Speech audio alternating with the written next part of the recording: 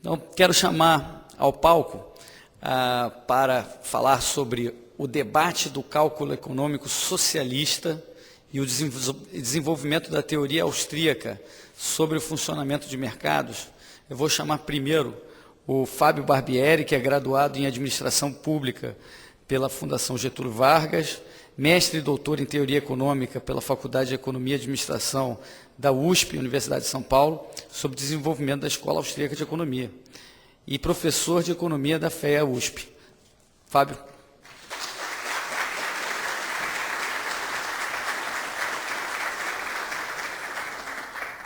Bom dia. Gostaria primeiro de agradecer ao Rílio pelo convite, muito feliz de estar aqui, e agradecer por ter estragado minha primeira piadinha, né? Como o professor Friedman deu a última palestra ontem, eu teria que fazer um ajuste considerável na altura desse negócio aqui. Mas ele já ajustou, já estragou a minha piadinha.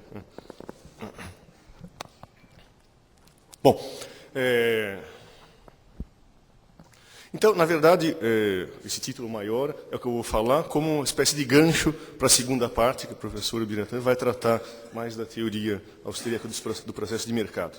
O debate é um contexto histórico útil para nós introduzirmos essa teoria. Ontem, os senhores foram expostos a mais ao lado equivalente à macroeconomia austríaca, né? A teoria austríaca dos ciclos, e hoje nós vamos considerar aspectos mais de teoria de funcionamento do mercado, o que antigamente era a teoria dos preços ou a microeconomia, né?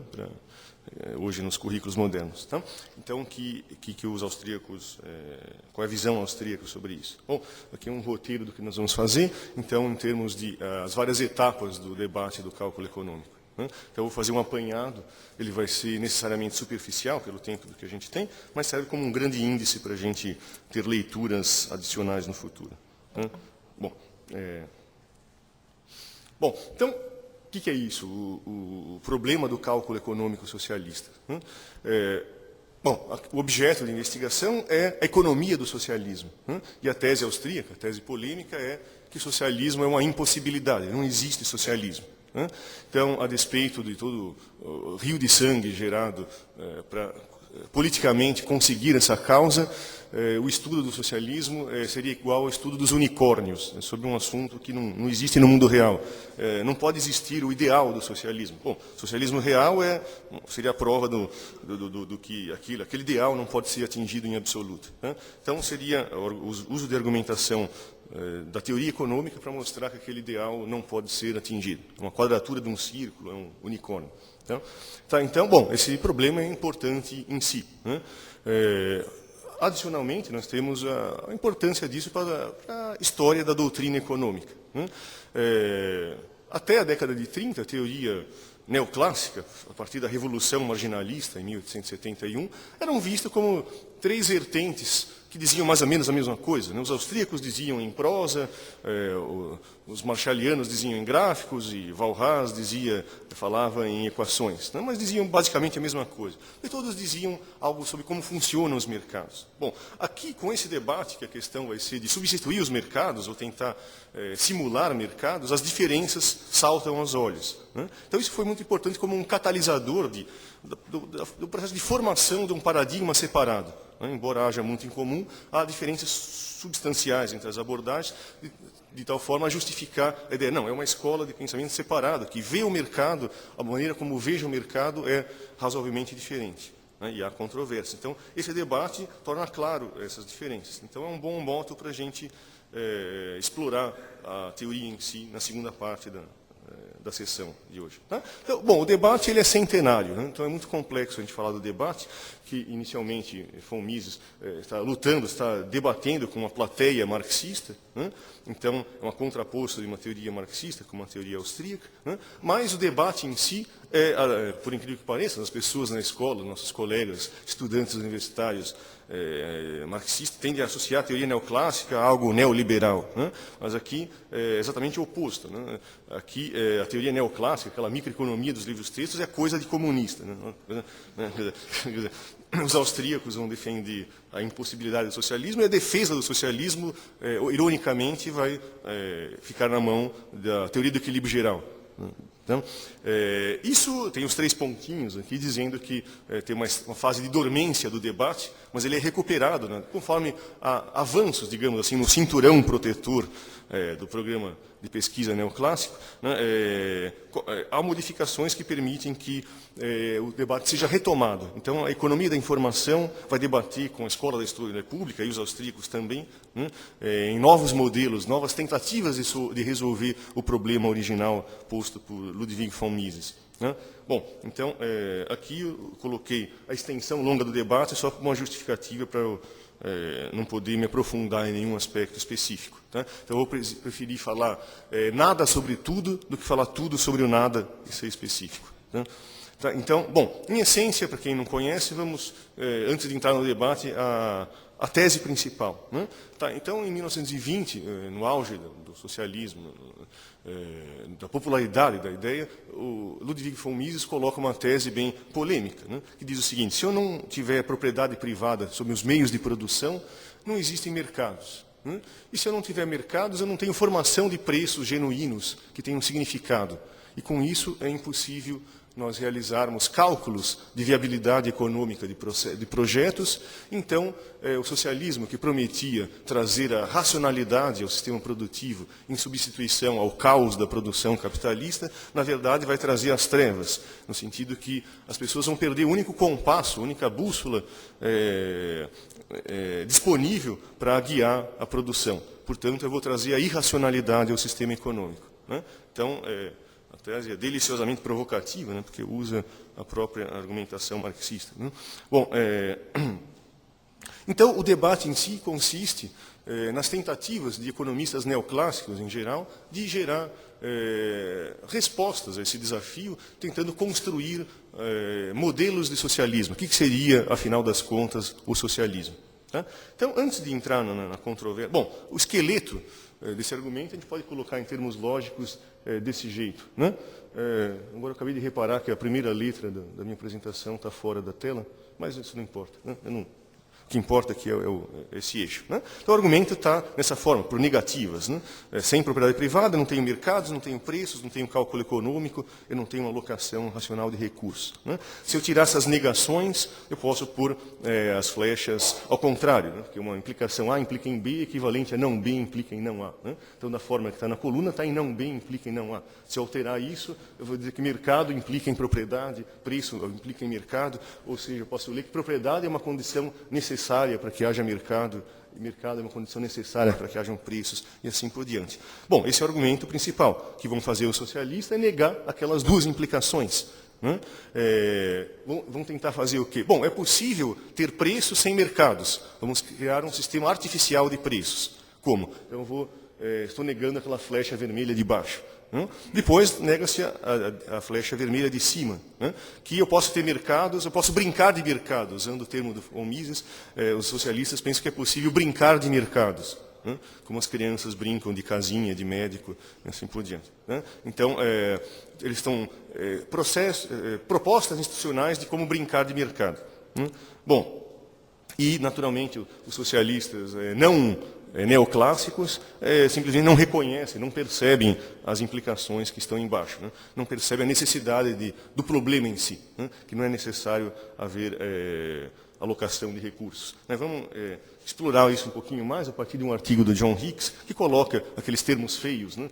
Qual é o problema fundamental que informa a teoria clássica e a teoria neoclássica? Os marxistas, do que se refere à teoria econômica, são ricardianos, são economistas clássicos. Né? E no período clássico, a economia é definida como a ciência, que é a definição de John Stuart Mill, né? A produção e a distribuição de riqueza material, o aspecto social dessa produção. Né? Então, vocês conhecem dos livros textos de introdução à economia, a herança austríaca da definição do problema econômico, né? Como a ciência da ação, isso implica, quer dizer, se eu tenho escassez, eu tenho que escolher o que eu vou fazer, o que vai ser preterido, e o valor é comparado com o custo, e todas aquelas noções de se os recursos são escassos, eu tenho como que eu guio a produção às necessidades consideradas mais importantes pelos indivíduos. né? Essa é a definição do problema econômico, tanto austríaco quanto neoclássico. Então, o marxismo, como um produto da época da teoria clássica, ele não vê esse problema. Então, a gente pode fazer uma metáfora, para quem não for economista, algo para a teoria antiga, né? A teoria clássica. A economia é o seguinte: imagina que eu furo um poço de petróleo, né? A produção quanto mais máquinas eu coloco, mais petróleo eu adquiro. O que resta? A distribuição. A distribuição a grana vai para quem abre e fecha o registro, para o trabalho, ou para o capital, o sujeito que pôs aquelas máquinas. Isso é uma questão política e economia é isso. Então, produção é uma coisa que se pergunta para os engenheiros, distribuição é uma coisa que pergunta para cientistas políticos. Isso, a soma dessas duas coisas é a economia, né? Então, não se reconhece a questão do que deve ser produzido. Isso não é problemático. E aí entra a questão do debate, né? Vai perguntar, que diabos é o socialismo? No socialismo, essa pergunta é proibida, né? Usando o método do materialismo dialético, eu tenho uma teoria da evolução, de como que os sistemas econômicos se transformam. É desprezado como socialismo utópico, a ideia de, bom, eu vou investigar qual é a natureza do socialismo. Isso é uma questão proibida, né? Então, Mises fala, socialistas estão para sempre condenados a traçar planos da chegada ao socialismo, mas jamais vão escrever uma linha sobre o que é o socialismo propriamente dito, né?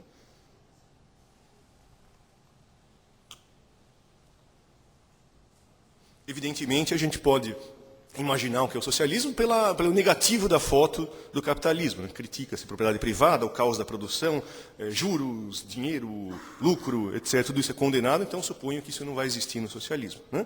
Então, mas conforme o socialismo politicamente adquire a possibilidade de chegar ao poder, né? A questão prática de como é o socialismo, né? Passa a ser primordial mesmo no pensamento marxista, né?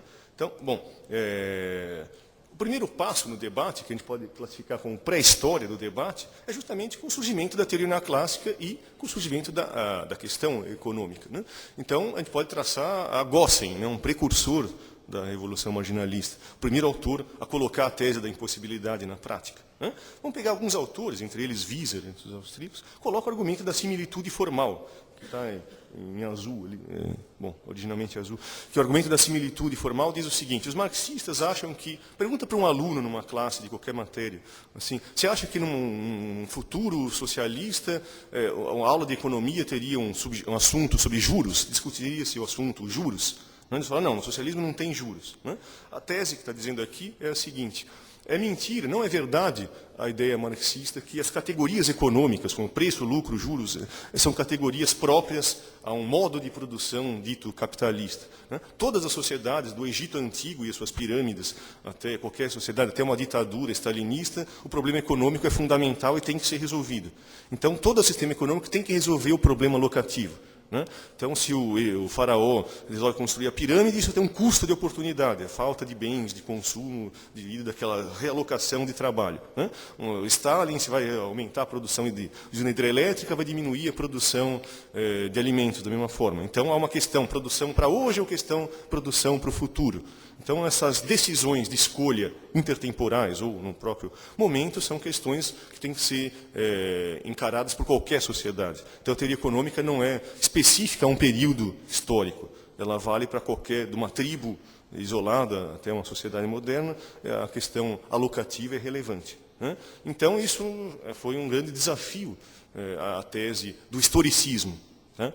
Que é o grande debate entre os austríacos, não dá tempo para a gente falar, mas justamente é um debate de Menger contra a escola histórica alemã e a defesa da teoria, né? Então, a gente tem um objeto que é estável, né? As leis da física não mudam cada 10 anos, e eu tenho também algo como regularidades da economia que são relevantes para qualquer arranjo institucional, né? Tá? Aqui, notar rapidamente que um autor de tradição walrasiana, de equilíbrio geral, matematizou um argumento parecido, né? Fez esse argumento: uma sociedade socialista tem que resolver um bando de milhares de equações a milhares de incógnitas, segundo a teoria do equilíbrio geral, né? É um jeito diferente de dizer uma coisa, tem semelhanças ao argumento da similitude formal, tá? Isso aí vai ser crucial no desenrolar do debate. Mas vamos progredir, senão a gente não chega no debate propriamente dito. Bom,